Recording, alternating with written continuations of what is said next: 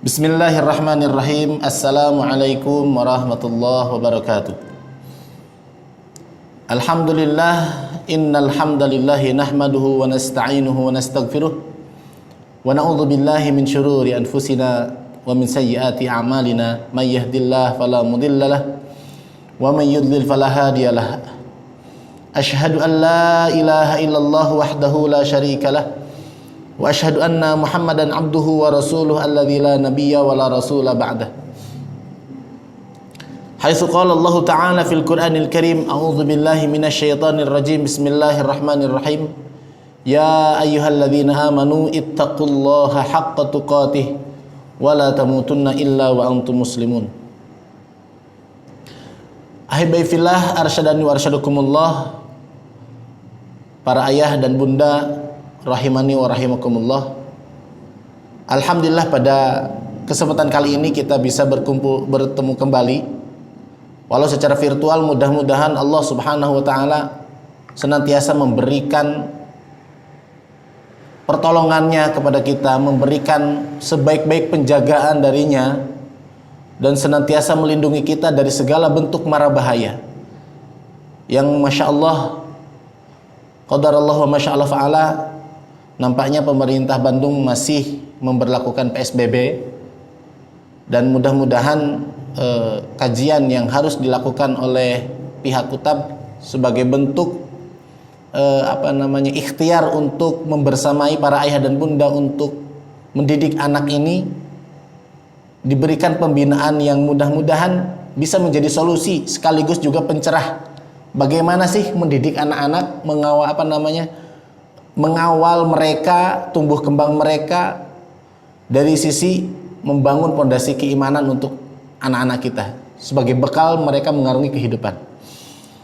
Jamaah sekalian yang dirahmati oleh Allah, sebagaimana kita tahu bahwa di zaman yang penuh fitnah saat ini, berbagai informasi terus berkembang, teknologi pun makin canggih, dan tentu setiap orang tua berharap anak-anaknya ini mereka istiqomah dalam kebaikan. Kemudian diantaranya adalah memiliki adab yang baik. Juga diantara yang sangat diharapkan dari orang tua adalah anak-anak tidak melakukan maksiat dan tidak terjebak pada perilaku keburukan, perilaku jahat. Baik itu ditimbulkan oleh lingkungan maupun dari apa yang kita pegang, itu smartphone kita ataupun televisi kita. Banyak cara yang ditempuh oleh para orang tua, termasuk mempelajari metode-metode yang mereka berusaha berikhtiar untuk bagaimana melatih anak-anaknya agar terbiasa dalam kebaikan, terus menjalankan perintah Allah, juga agar terhindar daripada maksiat ataupun perilaku buruk atau perilaku yang menyimpang yang lain. Dan di antara upaya yang ingin diterapkan oleh kepada anak-anak itu adalah bagaimana adab dan akhlak mereka tertata dan tertib. Jadi para orang itu sudah banyak belajar. Namun tahukah Anda wahai para ayah dan bunda, bahwa Rasulullah SAW, guru terbaik yang ada di muka bumi ini, beliau telah mengajari bagaimana cara merealisasikan harapan para orang tua hari ini. Cara beliau itu sangat istimewa, praktis dan indah. Bagaimana caranya? Yaitu dengan pendidikan iman. Apa? Pendidikan iman. Para sahabat ridwanullah ajmain, mereka dibekali oleh Rasulullah dengan iman agar mereka istiqomah dalam kebaikan dan kebenaran. Rasulullah pun mengenalkan para sahabat kepada Rabbul Alamin agar mereka tunduk dan patuh kepada syariat Allah Subhanahu wa taala. Jamaah sekalian yang dirahmati oleh Allah, di dalam hikmah pendidikan dikatakan bahwa aku tidak akan menggunakan cambukku selama suaraku masih bisa bermanfaat untuk anak-anak, dan aku tidak akan menggunakan suaraku selama diamku masih bisa. Masya Allah, ya. Tidak perlu kekerasan, tidak perlu teriak. Kalau memang suara kita yang lembut aja bisa membuat mereka tertib, faham, sadar, maka itu cukup.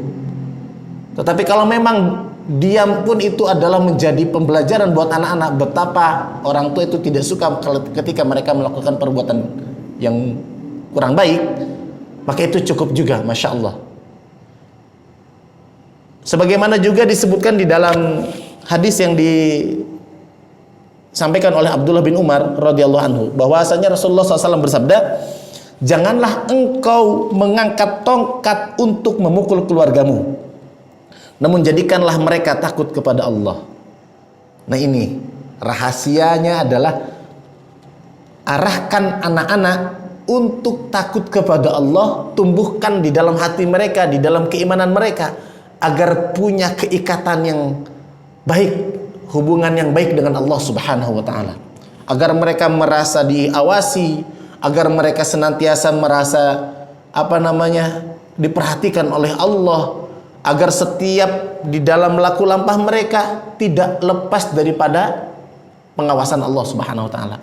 Itu diantara pendidikan iman yang mudah-mudahan ini menjadi solusi untuk kita semua. Dan ini menjadi kabar baik bagi para ayah dan bunda ketika ingin mengawali bagaimana mendidik anak, apa yang harus ditanamkan kepada mereka. Hal pertama yang harus disampaikan kepada mereka itu tentang apa? Mari kita akan sama-sama mengupas bersama tentang pendidikan iman agar kita bisa mencetak generasi yang soleh sekaligus muslih. Sebagaimana yang dilakukan oleh Rasulullah, pendidikan yang dilakukan oleh Nabi Muhammad SAW kepada para sahabatnya. Jamaah sekalian yang dirahmati oleh Allah Subhanahu wa taala, sebelum kita masuk kepada materi inti, ada alangkah baiknya kita memahami betul apa sih pendidikan secara bahasa, secara istilah. Tentunya kita mengambil daripada literatur orang-orang Islam. Apa itu iman dan seterusnya. Kata pendidikan dalam bahasa Arab disebut dengan tarbiyah. Dan makna tarbiyah secara bahasa mencakup 3 hal. Yang pertama adalah az-ziyadah wan nama. Artinya tumbuh dan berkembang. Kemudian yang kedua adalah ar-riayah wal inayah. Artinya menjaga dan memperhatikan. Dan yang ketiga al-islah wa tahwib. Artinya memperbaiki dan meluruskan.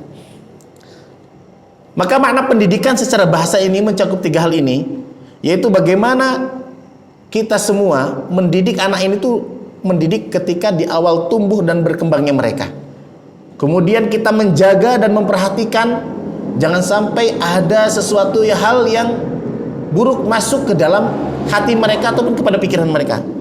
Dan kita kawal terus dan selalu kita perbaiki di saat ada sesuatu yang kurang berkenan dan tidak sesuai dengan tuntunan syariat, dan kita luruskan anak-anak kita. Nah, secara kesimpulan yang disampaikan oleh Al-Imam Al-Baidawi dalam tafsirnya, beliau menjelaskan pendidikan adalah menyampaikan sesuatu menuju kesempurnaan sedikit demi sedikit.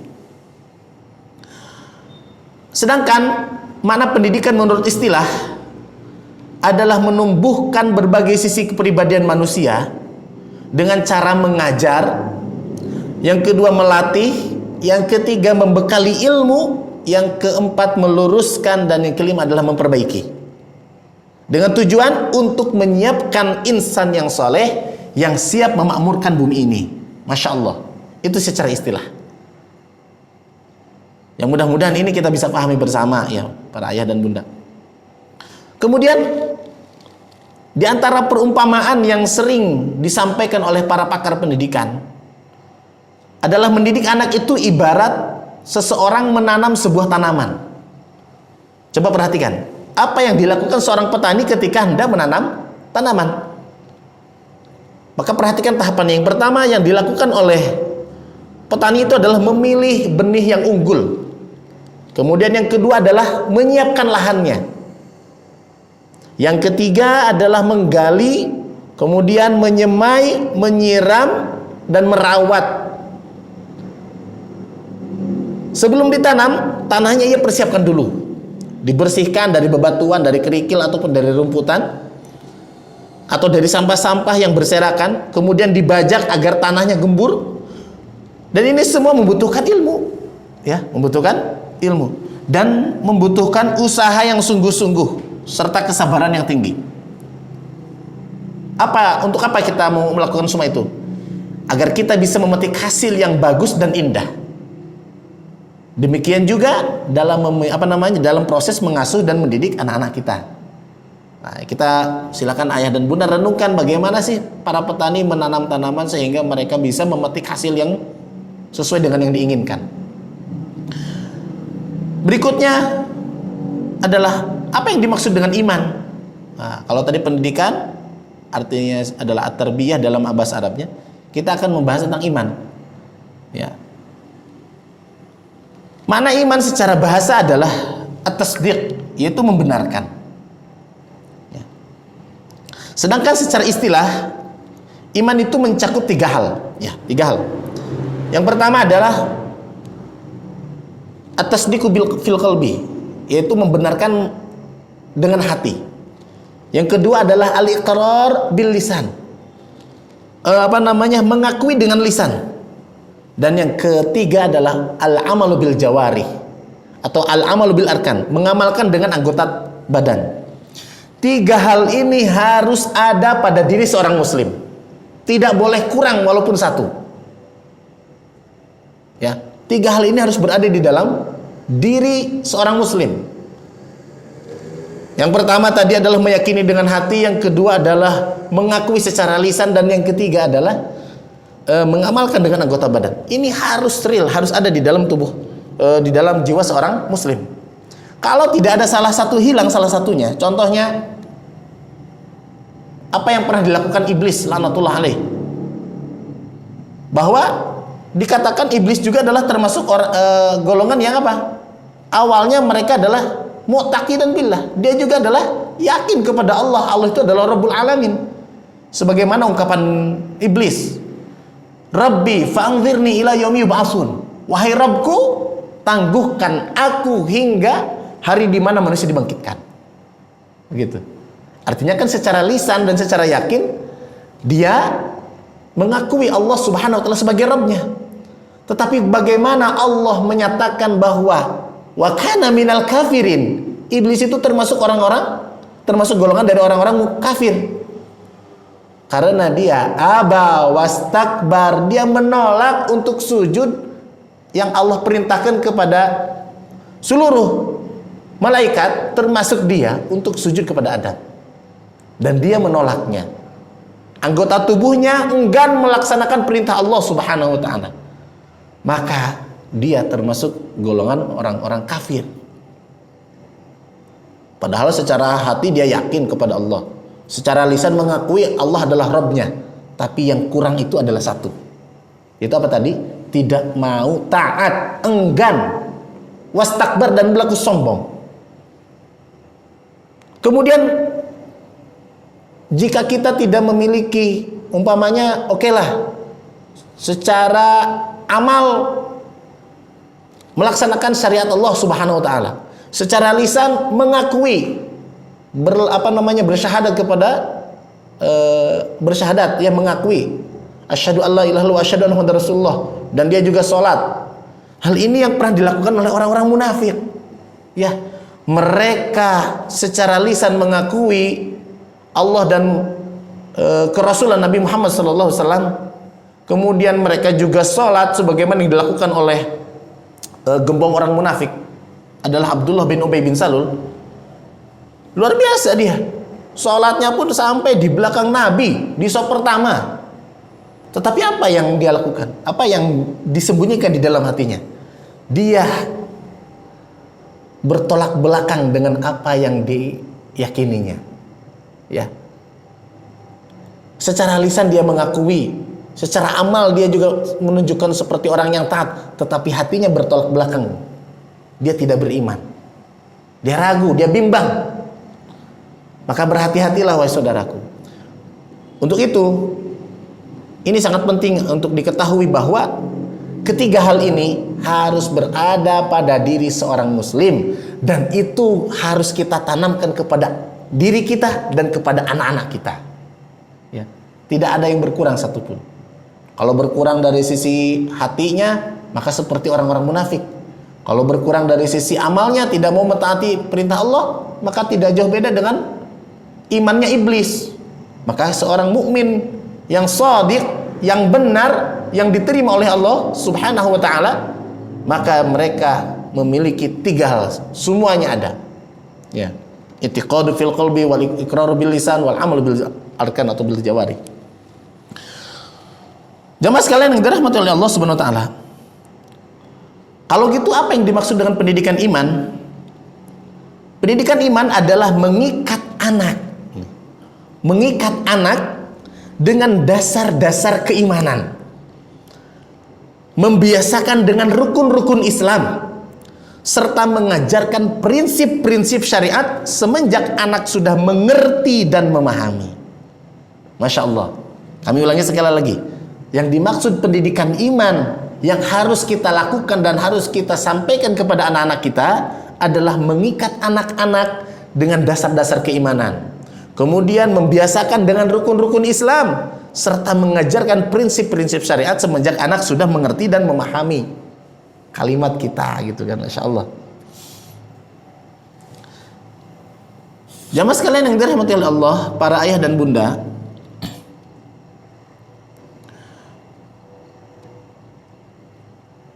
mungkin kita bertanya-tanya, memang seberapa penting pendidikan iman yang harus kita tanamkan kepada anak-anak kita?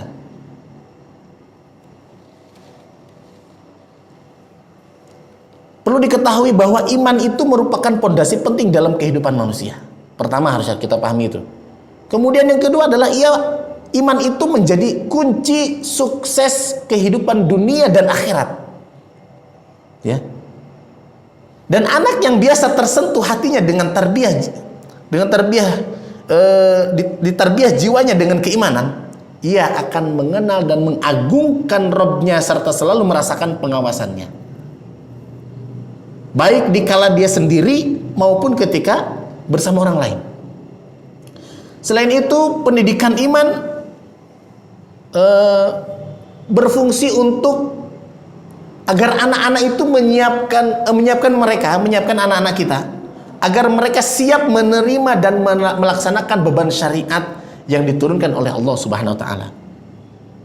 Dan hal ini sering disampaikan oleh Al-Ustadz Budi Ashari, hafizahullah taala.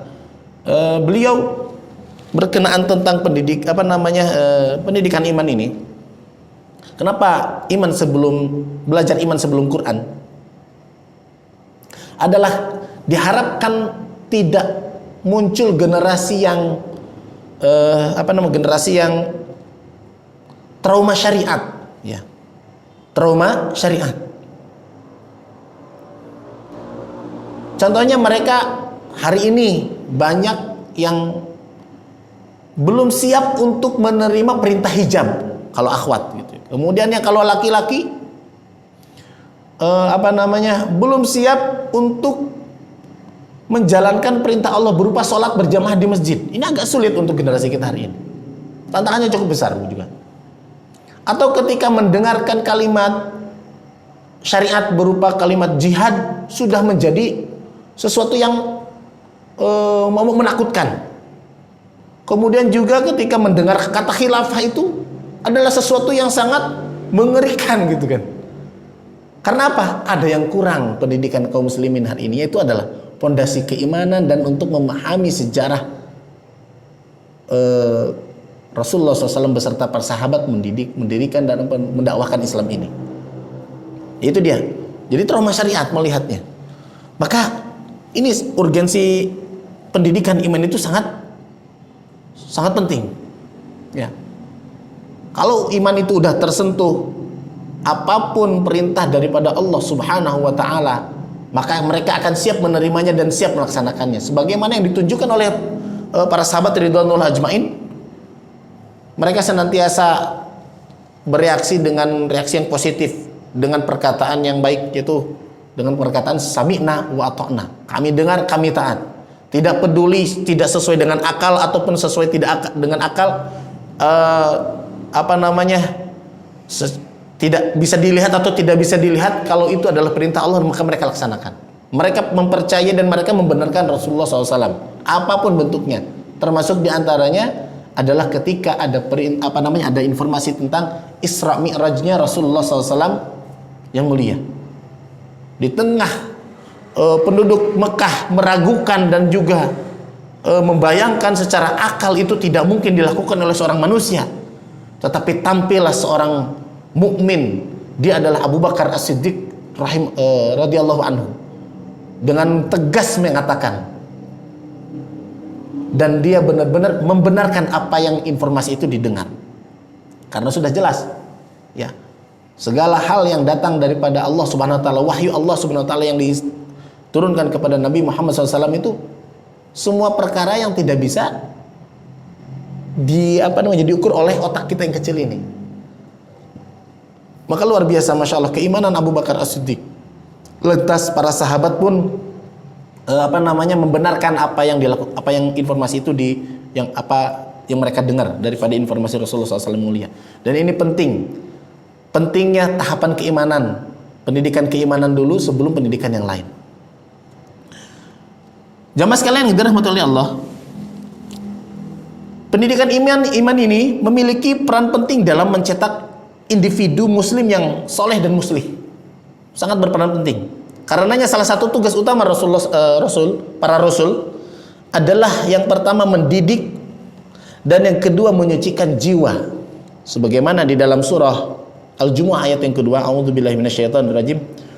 Huwallazi ba'atsa fil ummiyina rasulan minhum yatlu 'alaihim ayatihi wa yuzakkihim wa yu'allimuhumul kitaba wal hikmah wa in kanu min qablu lafi dhalalin mubin.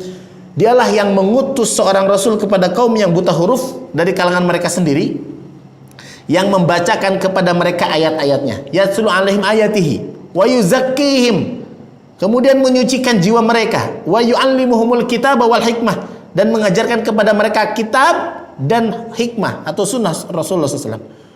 Meskipun sebelumnya mereka benar-benar dalam kesesatan yang nyata. Ini dia tugas para rasul. Maka kalau ini adalah tugas rasul berupa tarbiyah dan juga tazkiyah, mendidik dan menyucikan jiwa, dan itu yang harus dilakukan juga oleh kita, para ayah dan para bunda, juga para pendidik yang berada di kota yang di kaum muslimin khususnya. Jamaah sekalian yang dirahmati oleh Allah, maka di sini kita memahami bahwa pendidikan iman itu adalah manhajnya para nabi, begitu ya. Pendidikan iman itu adalah manhajnya para nabi. Coba kita perhatikan di antara yang yang dicontohkan oleh Nabi Nuh alaihissalam, yang tidak pernah putus asa untuk mengajak anaknya untuk beriman, sampai pada kondisi yang sangat memprihatinkan, ketika air sudah meluap dan meluluntahkan seluruh bangunan saat itu, juga hampir menenggelamkan seluruh dunia. Nabi Nuh alaihissalam memanggil putranya dengan panggilan yang sangat indah, menunjukkan dia tidak mau putus asa untuk mengajak anaknya beriman kepada Allah Subhanahu wa taala. Wa nada Nuhu, dan Nabi Nuh pun menyeru dan memanggil putranya. Wa nada Nuhun ibnahu wa kana fi ma'zilin ya bunayya. Wahai anakku, dengan panggilan yang indah, panggilan yang menunjukkan ini adalah panggilan sayang kepada anaknya. Ya bunayya irkam ma'ana wa la takum ma'al kafirin. Wahai anakku, naiklah ke kapal bersama kami dan janganlah engkau bersama jangan sampai bersama orang-orang kafir. Betapa Nabi Nuh selaku ayah sangat mencintai anaknya, meskipun ia sepanjang tahun dan sepanjang dakwah Nabi Nuh alaihissalam tetap masih menolak. Sekaligus juga sebelum kematiannya pun tetap menunjukkan penolakan terhadap seruan Nabi Nuh alaihissalam. Juga teladan yang ditunjukkan oleh Nabi Ibrahim dan Nabi Yakub alaihissalam ini tercatat di dalam surah Al-Baqarah ayat 132 sampai 133 bahwa Nabi Ibrahim alaihissalam memberikan wasiat kepada anak-anaknya. Wa wassa biha Ibrahimu banihi wa Yaqub ya bunayya innallaha astafa lakumuddin fala tamutunna illa wa antum muslimun. Dan Ibrahim mewasiatkan ucapan itu kepada anak-anaknya, demikian pula Yakub. Ibrahim berkata, wahai anak-anakku, sesungguhnya Allah telah memilih agama ini untukmu, maka janganlah kamu mati kecuali dalam keadaan muslim. Begitu juga Nabi Yakub alaihissalam, am kuntum syuhada idh hadara Yaqub al-maut idh qala li banihi ma ta'buduna min ba'di. Ketika itu Nabi Yakub bertanya, apa yang akan kamu sembah setelah atau sepeninggalku? Maka qalu na'budu ilahaka wa ilaha abaika Ibrahim wa Ismail wa Ishaq ilahu wahida wa nahnu lahu muslimun.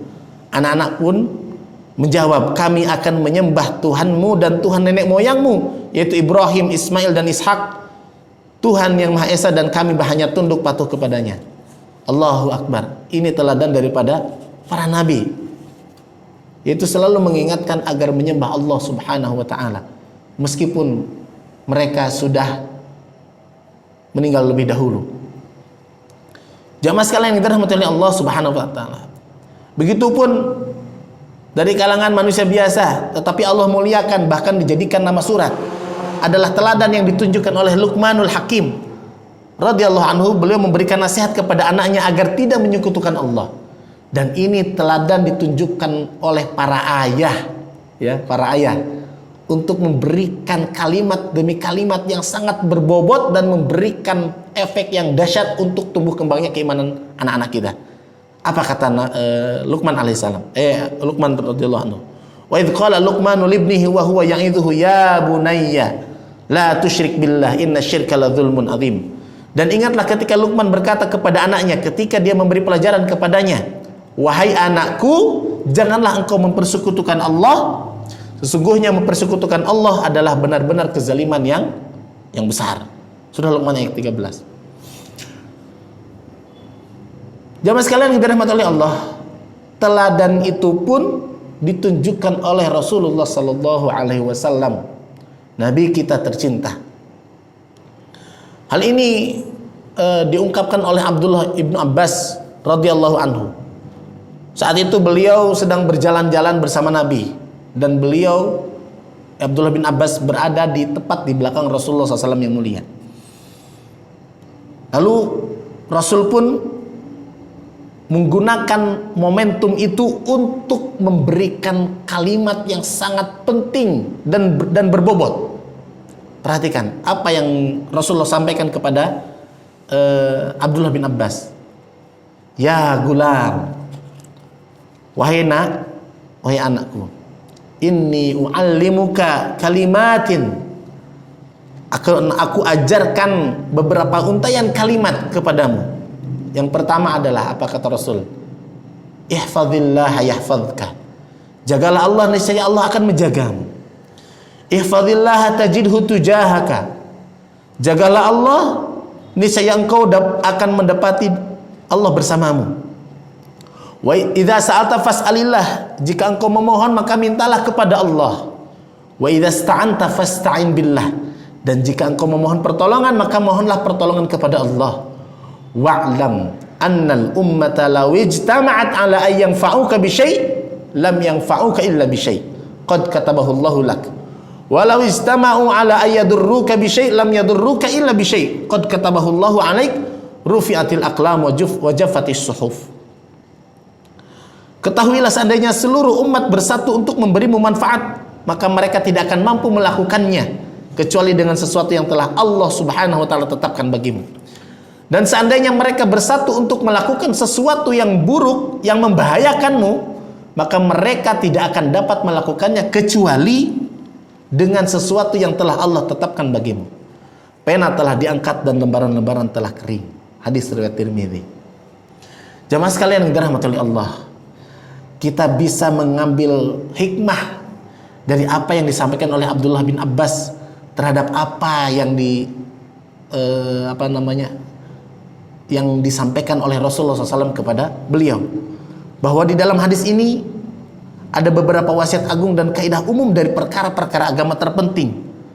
Bahkan kita bisa melihat bagaimana Rasulullah memanfaatkan momentum walaupun dalam kondisi sedang berjalan, bahwa penanaman iman itu tidak melulu harus di dalam kelas, tetapi mungkin nanti para ayah dan bunda bisa ajak anak-anak itu dalam ketika jalan-jalan atau camping ataupun rekreasi dan sebagainya. Dan itu dijadikan momentum untuk memberikan kalimat demi kalimat yang sangat berbobot, yang menambah kekuatan iman mereka, dan pesan-pesan untuk mengenalkan tentang Allah Subhanahu wa ta'ala. Jamaah sekalian yang dirahmati oleh Allah, untuk apa itu dilakukan? Agar sang anak memiliki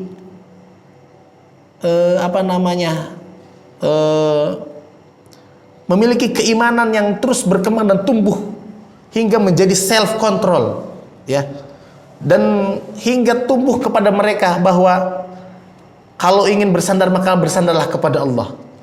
Tidak akan ada yang bisa mencelakai kecuali yang sudah Allah tetapkan. Tidak akan ada yang bisa memberikan manfaat kecuali Allah yang sudah menetapkan untuknya.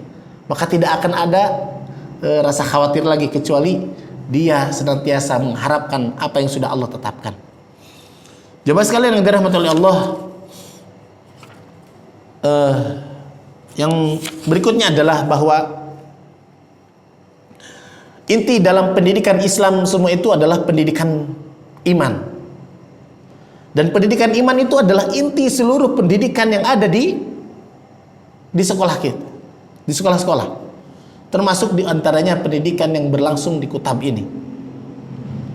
Boleh jadi anak-anak itu belajar tentang bagaimana beribadah, bagaimana akhlak yang mulia, bagaimana bersosial, bagaimana mengasah intelektual mereka, ataupun mengolah emosional mereka, ataupun belajar tentang matematika, ekonomi, jasmani dan sebagainya. Semuanya ini dalam rangka membentuk kepribadian manusia yang sempurna. Namun inti dari semua pendidikan itu adalah pendidikan iman. Karena apa? Karena pendidikan iman inilah yang akan menjadi bekal setiap hamba ketika pulang menuju akhiratnya. Dan kelak nanti di mana dihisab di hari kiamat, dan pertanyaan di alam kubur berkaitan semuanya tentang bagaimana kualitas keimanan mereka. Maka ditanyalah di alam kubur nanti tentang siapa Rob kamu, apa agamamu, dan siapa nabimu, apa kitabmu, dan seterusnya. Dan insya Allah ini adalah bagian daripada upaya kita untuk membentuk pribadi yang kuat, membentuk karakter dan tabiat dan sifat manusia yang dikehendaki oleh Allah Subhanahu wa taala. Maka pendidikan iman ini menjadi sangat yang terpenting dari pendidikan-pendidikan yang lain. Oleh karena itu, kita akan dapati daripada apa yang pernah dituturkan oleh sahabat Jundub bin Abdillah. Beliau mengatakan, kunna ma'an Nabi sallallahu alaihi wasallam wa nahnu fityanun hazawirah. Kami bersama Nabi sallallahu alaihi wasallam ketika kami masih sangat muda. Fata'allamna al-imana qabla an nata'allam al-Qur'an. Maka kami mempelajari iman sebelum mempelajari Al-Qur'an. Summa ta'allamna al-Qur'ana fazdadna bihi imana. Kemudian kami mempelajari Al-Qur'an hingga bertambahlah iman kami karenanya. Begitupun disampaikan oleh sahabat Hudzaifah bin Yaman. Beliau berkata, sesungguhnya kami adalah kaum yang diberi iman sebelum diberi Al-Qur'an, sedangkan kalian adalah kaum yang diberikan Al-Qur'an sebelum diberi iman. Begitupun Abdullah ibnu Mas'ud berkata, sesungguhnya kami susah menghafal lafaz Al-Qur'an, tetapi kami mudah mengamalkannya. Dan generasi setelah kami mudah menghafal Al-Qur'an, tapi mereka sulit mengamalkannya. Dan kita semua merasakan itu semua. Dan Masya Allah, mudah-mudahan ini adalah bagian daripada upaya kita untuk mengembalikan peradaban Islam dengan mengikuti pola pendidikan yang dilakukan oleh Rasulullah SAW beserta para sahabat. Dan perlu ditegaskan kembali bahwa Pendidikan iman itu adalah akan menjadi sebaik-baik benteng untuk melindungi anak-anak kita dari kemaksiatan ataupun dari perilaku yang menyimpang atau dari perilaku-perilaku buruk yang lainnya.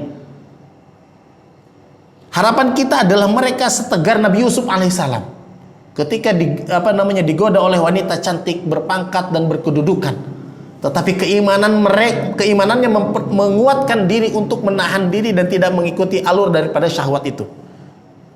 Begitu juga harapannya adalah mereka, anak-anak kita ini memiliki keimanan dan ketegaran sebagaimana dimiliki oleh para sahabat ridwanul ajmain.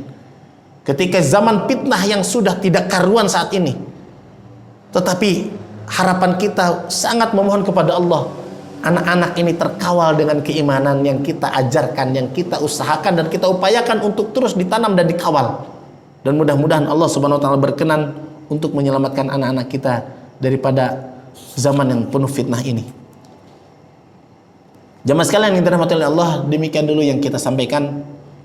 Mudah-mudahan materi saat ini yang hari ini kita sampaikan benar-benar bermanfaat untuk saya pribadi, karena saya juga masih orang tua, saya juga memiliki putra-putri yang harus kita didik, yang harus kita kawal keimanan mereka, yang harus kita tanamkan dengan penanaman yang maksimal untuk memberikan warna keimanan kepada Allah, mengenalkan tentang Allah, mengenalkan tentang Rasulullah, mengenalkan tentang hari akhir, bahwa kelak nanti kalau sudah mati kita akan dihidupkan lagi dengan izin Allah, bahwa kelak nanti ketika kita dibangkitkan maka kita akan dimintai pertanggungjawaban sepanjang di mana hidup kita di dunia. Dan mudah-mudahan anak-anak kita terus terbimbing dan terbina dengan keimanan yang sempurna, dan kita berharap kita semua mati dalam keadaan muslim dan dalam kondisi husnul khotimah. Amin ya rabbal alamin. Demikian yang kami sampaikan, mudah-mudahan bermanfaat untuk diri kami pribadi dan untuk seluruh jamaah dan juga seluruh para ayah dan bunda, khususnya Kutab Al-Kafah, dan mohon maaf atas segala kekurangan. Aqulu qouli hadza wa astaghfirullaha lakum, subhanakallahumma wa bihamdika asyhadu an la ilaha illa anta astaghfiruka wa atubu ilaik. Jazakumullah khairan katsiran. Mohon maaf atas segala kekurangan. Assalamualaikum warahmatullahi wabarakatuh.